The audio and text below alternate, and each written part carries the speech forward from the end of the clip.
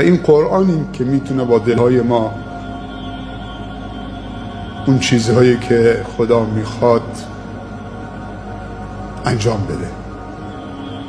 یا باید دلو در اختیار الله بگذاریم، یا خدای نکرده باید خانه شیطان و شیاطین انس و جن باشه.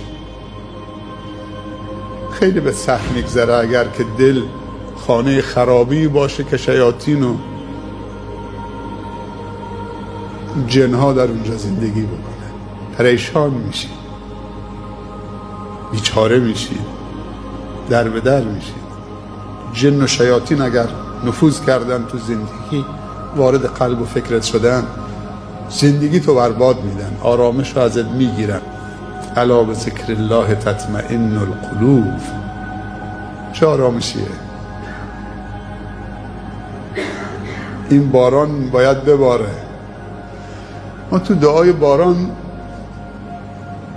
2 تا دعا میکنیم، میگیم اللهم اغثنا بلادنا بالامطار.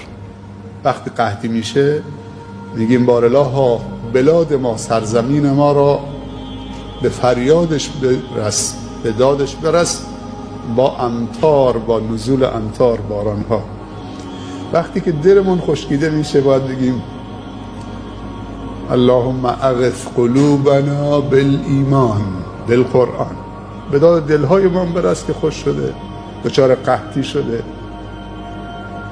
با ایمان. ایمان آب حیاته، قرآن آب حیاته.